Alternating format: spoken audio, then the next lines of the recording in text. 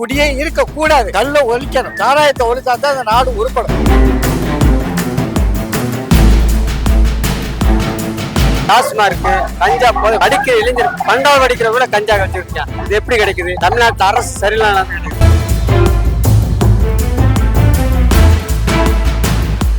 கடனை வாங்கி மற்றதுல 3 வட்டி 5 வட்டிக்கெல்லாம் கடனை வாங்கி விவசாயம் செஞ்சா அந்த விவசாயிகளுக்கு எந்த விதமான ஒரு இழப்பீடும் எதுவுமே கிடைக்கவில்லை. பெருநகர்ல இருந்து சிறு குக்கிராமம் வரைக்கும் போதைப் பொருள் எங்கு பார்த்தாலும் பரவிக்கொண்டு இருக்கிறது.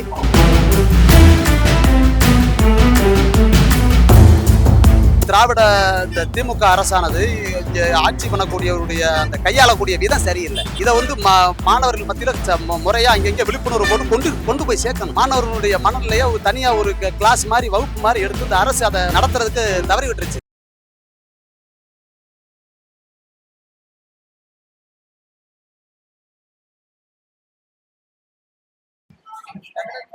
இந்த திமுக ஆட்சியில இளைஞர்கள் ஈஸியா ரொம்ப போதை பொருட்கள் அடிமையா ஸ்கூல் பசங்களே போய் காசு மது வாங்குறாங்க. அவங்க கையிலேயே ஈஸியா கஞ்சா இந்த மாதிரியான போதை பொருட்கள் எல்லாம் கிடைக்கும். இளைஞர்களுக்கு இப்படி அடிமையானதுக்கு யாருக்கான காரணம்? ஒழிக்கணும். அதான் இது. இந்த ஆட்சி நீங்கினா தான் நம்ம மக்கள் நல்லா இருப்பாங்க. குடிப்பழக்கம் இருக்கக்கூடாது இந்த நாட்டுல. சட்ட ஒழுங்கு சரியில்லை. சட்ட ஒழுங்கு சீர்பண்ணா சரியா இருக்கும். நடவடிக்கை போலீஸ் நடவடிக்கைகள் சட்ட ஒழுங்கு சரியில்லை. ஃபர்ஸ்ட்ல குடியே இருக்க கூடாது. கல்ல ஒழிக்கணும். சாராயத்தை ஒழிச்சா தான் அந்த நாடு உருப்படும். இதுக்கு முக்கிய பொறுப்பு மாநில சர்க்கார். மாநில சர்க்கார் இங்கே சந்து எல்லாமே டாஸ்மார்க் கஞ்சா படிக்கிற இளைஞர் பண்டாவது அடிக்கிற கூட கஞ்சா வச்சிருக்கான். இது எப்படி கிடைக்குது? தமிழ்நாட்டு அரசு சரியில்லை கிடைக்குது. அரசு நிலையற்ற தன்மை இல்லை, நிலையான தன்மை நிலையற்ற தன்மை இருக்கு. அதனால மூளைக்கு மூளை கஞ்சா போதை அனைத்தும் நடக்குனால சிம்பிளா அவங்களுக்கு கிடைக்குது. இது மக்கள் ரொம்ப அதிருப்தி போதையில் இருக்காங்க. மக்கள் இதுக்கு தகுந்த பாடம் கற்றுக்குவாங்க. இதுக்கு காரணம் என்ன? தண்ணி போதை, கஞ்சா போதை. இது அவனுக்கே என்ன செய்யணும் அவனுக்கே தெரியல. இது கடவு கஞ்சா போதை டாஸ்மார்க் கிடைக்கிறனாலதான் மக்கள் அவன் என்ன செய்யணும் அவனுக்கே புரியுதுல. கற்பழிப்பு, சின்ன பிள்ளை 2 குழந்தை வயசு சின்ன மூதாட்டி 60 வயசு மூதாட்டி முதற்கொண்டு கற்பழிப்பு நாசமாக்கிட்டு இருக்காரு. இது முக்கிய காரணம் இந்த திராவிட மாடல் ஆட்சி. நிலையற்ற ஆட்சியர் போனதால இந்த காரணம். இதெடுத்த ஊழல், லஞ்ச லாவணி அதிகமா போய்கிட்டு இருக்கு. யார் மக்கள் இந்த அரசு பயப்படுற மாதிரி இல்ல. ஆபீசர் சரி, மக்கள் யாருக்கும் பயப்படுறதில்ல. அராஜகம் என்ற கட்ட பஞ்சாயத்து அராஜகம் இது அதிகமாக போய்கிட்டு இருக்கு. ஏன்னா மக்கள் அதிர்ச்சியில பயந்துக்கிட்டு பெண்கள் வெளியில வர இன்னைக்கு உத்தரப்பிரதேசம் சொல்லுவாங்க, வெளியில வர முடியாது. பாஜக தாண்டிடுச்சு. பிஜேபி சர்க்கார் உத்தரப்பிரதேசம் மாறிடுச்சு. இப்ப தமிழ்நாடு தலை நின்று ஆடிக்கிட்டு இருக்காது. கட்டாயம் மாறணும். இந்த திராவிட ஆட்சியில ரொம்ப விவசாயிகள் எல்லாம் வஞ்சிக்கப்படுறார்கள். முறையற்ற மின்சாரம், ஒழுங்கான தூர்வாரப்படவில்லை கால்வாய்கள், விவசாயிகள் ரொம்ப வஞ்சிக்கப்படுறார்கள். இன்சூரன்ஸ் கிடையாது. விவசாயிகள் கடனை வாங்கி மற்றதுல 3 வட்டி 5 வட்டிக்கெல்லாம் கடனை வாங்கி விவசாயம் செஞ்சா அந்த விவசாயிகளுக்கு எந்த விதமான ஒரு இழப்பீடும் எதுவுமே கிடைக்கவில்லை. அதே மாதிரி பெருநகர்ல இருந்து சிறு குக்கிராமம் வரைக்கும் போதைப் பொருள் எங்கு பார்த்தாலும் பரவிக்கொண்டு இருக்கிறது. இதை இந்த அரசு சரியான ஒரு ஒழுங்கற்ற முறையில நடவடிக்கை எடுக்க முடியல, தவறிவிட்டது. பெண்களுக்கு பாதுகாப்பு இல்ல. 2 வயசு குழந்தைகள்ல இருந்து பெரியவங்க முதியவங்க வரைக்கும் பாதுகாப்பு இல்லாத அரசாகத்தான் இருக்கிறது. இவங்களோட ஒல்லி சம்பாதிக்கிறதே குறியாகத்தான் இருக்கிறாங்க. ஒழுசு மக்களை பாதுகாக்கிறதுல ஒரு அக்கறை இல்லை, அக்கறையே கிடையாத அரசாகத்தான் இருக்கிறது.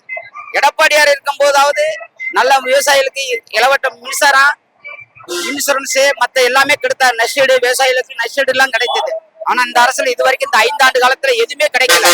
விவசாயிகள் ரொம்ப நசுக்கப்படுறாங்க. கடமழைக்கு தண்ணீர் இன்னும் வரவில்லை. ரொம்ப எதுவுமே கிடைக்கல. இது விவசாயிகளுக்கு கண்டுகொள்ளவே இல்லை.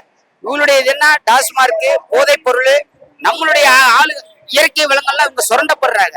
அதெல்லாம் இவங்க பாதுகாக்க தவறி விட்டாங்க.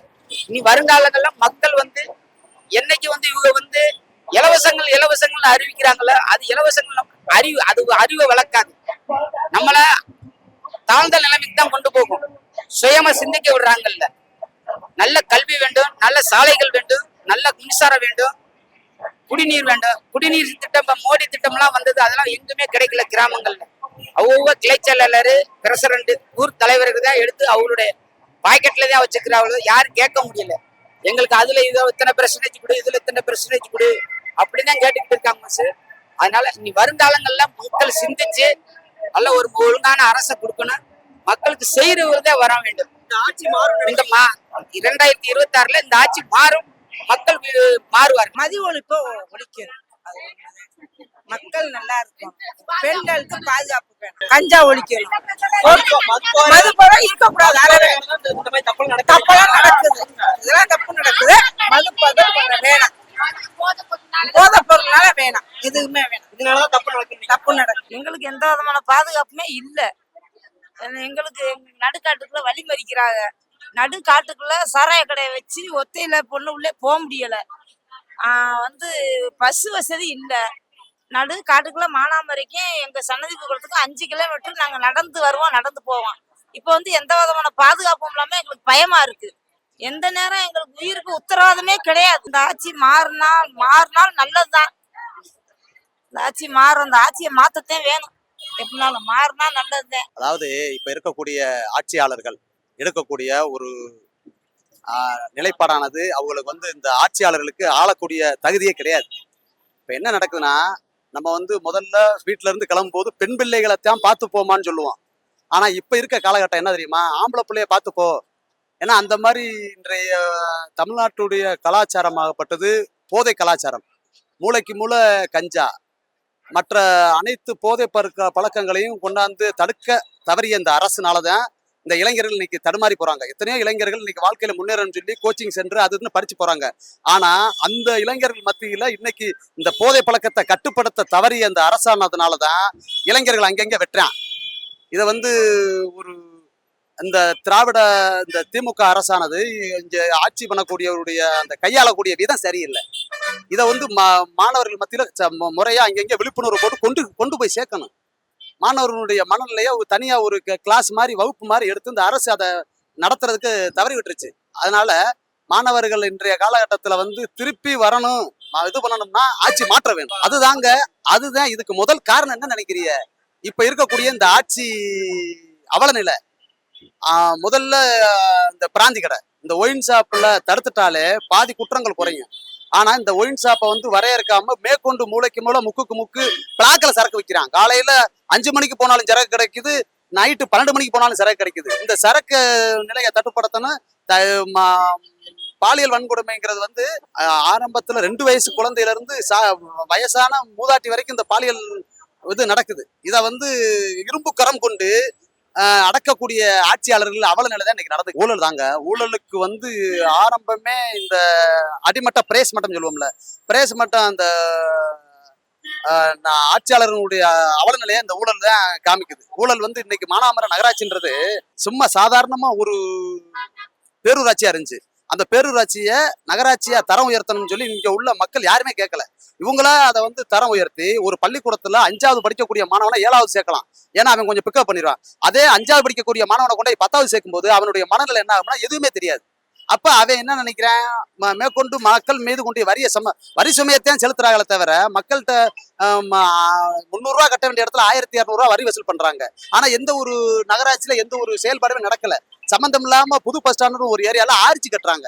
அந்த ஆர்ச்சி தேவையில்லை. ஆர்ச்சிக்கு பதிலாக அடிப்படை வசதிகள், கட்டமைப்பு, குடிநீர், டாய்லெட் அந்த வசதிகளை பண்ணுங்க. ஆர்ச்சி உங்களுக்கு தண்ணி கொடுக்க போதா? இல்ல, ஆர்ச்சி தேவையில்லை. அதே மாதிரி ஆரம்ப சுகாதார நிலையம், ஆரம்ப சுகாதார நிலையத்திலையும் ஒன்றும் அந்த அளவுக்கு சொல்ற அளவுக்கு பெரிய அளவுல டாக்டர் எல்லாம் கிடையாது. ஆனா இப்ப ஒரு ஊசி போட போனோம்னா சிவகங்கை GH மெடிக்கல் காலேஜுக்கு போங்க, அங்க போங்க, இங்க போங்கன்னு சொல்லி நம்மள ரொம்ப இந்த இருக்கக்கூடிய இந்த ஆட்சி அதிகாரம் கண்டிப்பா இந்த 2026ஓட இந்த ஆட்சி முடிவுக்கு வரணும். அது கண்டிப்பா. அது நம்ம இருக்கிறது எல்லாம் தெரியும். அது உதாரணத்துக்கு நம்ம மானாமர தொகுதி எடுத்துக்கிட்டாலும் இங்க இருக்க இளைஞருடைய வாழ்க்கை வரை ரொம்ப பாதிக்கப்படுது. இந்த போதை கஞ்சா அந்த பழக்கம் பாத்தீங்கன்னா இந்த கடந்த 5 ஆண்டு காலமாக தான் அதிகமா ரொம்ப அதிகரிச்சுட்டு இருக்குது. அதனால இளைஞருடைய வாழ்க்கையை ரொம்ப சின்னவனமா சீரழிஞ்சு போயிட்டு இருக்கு. இதை கட்டுப்படுத்தணும்னா கொஞ்சம் ஆட்சி மாற்றம் வேணும். அப்பதான் நம்ம கட்டுப்படுத்த முடியும். அது பாத்தீங்கன்னா நம்ம முதலமைச்சர் அவர் கையில இருக்கிற அந்த சட்ட ஒழுங்கு பாதுகாப்புங்கிறது, இந்த போலீஸ் காவல்துறைங்கிறது அவர் கண்ட்ரோல்ல இருக்குது. அப்ப அவர் தான் இதை ஸ்டெப் எடுத்து கரெக்டா பண்ணணும். அதுக்குரிய அதிகாரிகள் கூப்பிட்டு வச்சு என்ன நடக்கு ஏது நடக்குன்னு சொல்லி கண்டுபிடிச்சு அவரை சொல்லணும். ஆனா அதை அவர் கண்டுக்கிறது இல்ல. அதிகாரிகள் அதை சரியா எடுத்து பாக்குறது கிடையாது.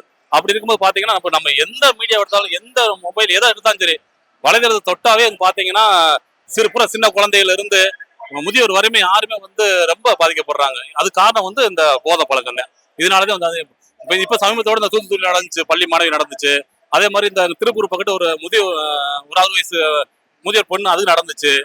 சின்ன குழந்தைகள் இந்த மாதிரி அங்கங்க தமிழ்நாடு பூராமே நடந்துட்டே இருக்குது.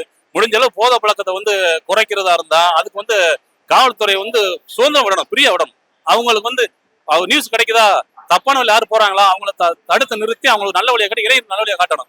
இந்த கலாச்சாரம் மாறினா தான் கண்டிப்பா ஆட்சி மாற்றம் வேணும். நம்ம இந்த ஆட்சி வந்துட்டாவே வந்து இது எங்க நரேந்திர மோடிஜி வந்து அமித்ஷால இருந்து நம்ம எல்லாரும் சொல்லுவாங்க, தமிழ்நாட்டுல வந்து ஊழல் அப்படிங்கிறது வந்து திராவிட கட்சிகள் வந்துட்டாவே அப்படிதான் இருக்குது, அதை ஒரு மாற்றி கொண்டாடணும். அதுக்காண்டே நம்ம புது வழிமுறையை கொண்டாடுறோம், ரெடி பண்ணி தமிழ்நாட்டை வந்து ஒரு நல்ல இது கொண்டாடணும், ஊழல் இல்லாத ஒரு மாநிலம் உருவாக்கணும் அப்படிங்கிற ஒரு முயற்சியில வந்து இறங்கியிருக்காங்க. இப்ப கூடிய விரைவில் வந்து ஊழல் தமிழ்நாட்டில் ஒழிக்கப்படும், ஆட்சி மாற்றம் வரும்.